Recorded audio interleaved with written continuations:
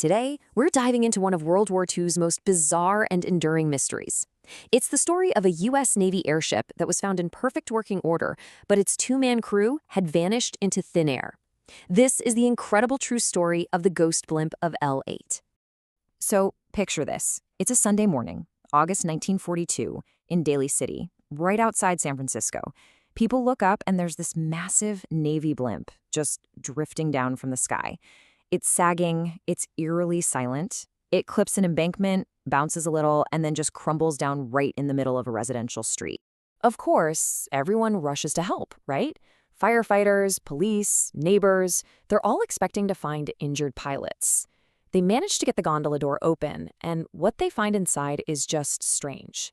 The controls are fine, the equipment is all stowed away. There's even a briefcase with classified documents sitting there untouched. Everything is exactly where it should be, except for the crew. They're gone.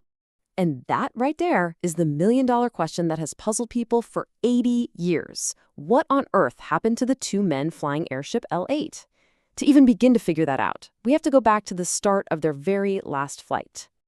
See, to understand how two veteran pilots could just disappear, you have to understand what they were doing up there. This was no pleasure cruise. This was a deadly, serious wartime mission. Remember, this is 1942. America is fully in World War II. After Pearl Harbor, there was a constant, very real fear of Japanese submarines lurking just off the California coast.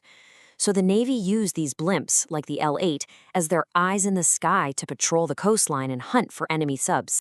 And the guys in that gondola, they were pros. Lieutenant Ernest Cody and Ensign Charles Adams. Both were Navy veterans. They knew these airships inside and out. For them, this was supposed to be just another routine day at the office. And that office was part of a huge operation. The Navy's lighter-than-air fleet, or LTA fleet, operated out of these absolutely colossal wooden hangars built all along the coast. I mean, these buildings were just marvels of engineering. And when I say colossal, I mean it. To give you some perspective, these hangars were over 17 stories tall. They were, and the few that are still standing, are some of the largest freestanding wooden structures ever built on the planet. Just enormous. Okay, so let's get into the flight itself, because the timeline of L-8's last few hours is where the clues and, frankly, the contradictions really start to pile up. So the day starts out totally normal. L-8 takes off from Treasure Island just after 6 a.m. About an hour and a half later, they radio in. They've spotted a suspicious oil slick, a classic sign of a possible enemy submarine. For the next hour or so, ships in the area see them circling over the spot. But then, radio silence. A couple of hours later, the blimp is spotted drifting back toward land, flying way too high, before it finally comes down in Daly City. And this right here, this was it. The last official message anyone ever heard from Cody and Adams. It sounds so routine, so normal, but looking back, it's unbelievably chilling. They were looking into something, and then they were just gone. Now this part is crucial. We have eyewitnesses. The crews of two different ships, the Daisy Gray and another one, watched the L-8 for about an hour as it circled that oil slick, and they were close enough to clearly see both pilots inside the gondola. But here's the thing, the blimp never dropped its depth charges. It never attacked. It just climbed up into the clouds and headed back to shore. The crash was bizarre enough, but the official investigation that followed, well, that just made the whole mystery even deeper. Because what they found and what they didn't find inside that gondola just made no sense at all. And this is where it gets really strange. The investigators found the blimp was perfectly fine. The engines worked, there were hours of fuel left, but look at this. All 3 parachutes were still there. The life raft hadn't been touched. Why would 2 experienced pilots bail out over the freezing Pacific Ocean without parachutes or a life raft? The only thing that was even slightly out of place was that the gondola door was unlatched. So the Navy eventually landed on an official theory. It must have been a tragic accident. Maybe the door was open, one guy leaned out to check something, he fell, and the other guy fell trying to grab him. It sounds plausible, right? But it completely contradicts what multiple witnesses reported. People on ships, other pilots, even people on the beach, who swore they saw figures inside the gondola as it was drifting over land long after it left that oil slick. With no good answers, the speculation just ran wild. Could they have somehow been captured by a Japanese submarine that surfaced beneath them?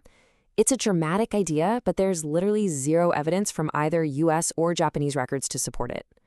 From there, the theories got even crazier, from murder-suicide to, yes, even alien abduction. The total lack of evidence created a vacuum, and people filled it with everything they could imagine.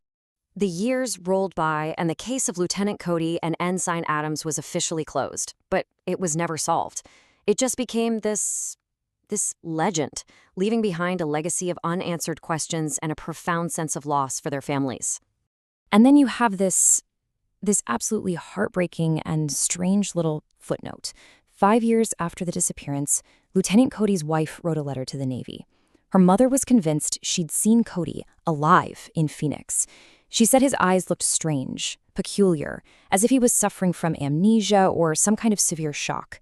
The Navy looked into it, of course, but the trail just went cold. The search for these two men was one of the largest naval search and rescue operations on the West Coast up to that point. They searched the ocean, they searched the coastline for days, and they found nothing. Not a single piece of wreckage, not a body, not a shred of a uniform. It's like the two men just ceased to exist. But here's the final, wild epilogue to this story. The blimp itself, the so-called ghost blimp. Its career wasn't over. Not by a long shot. The Navy fixed it up, put it back in service, and it flew for the rest of the war. After that, it was sold to Goodyear, and it became one of their famous blimps, floating over football games and sporting events for decades, all the way until 1982. An icon with an unbelievable secret past. It's just an incredible story with no neat and tidy ending. A perfectly good airship, a routine mission, 2 expert pilots, and one final cryptic message. We're just left to wonder, what really happened out there over the Pacific after they radioed in about that oil slick? It's a secret that, it seems, the crew of the L-8 took with them.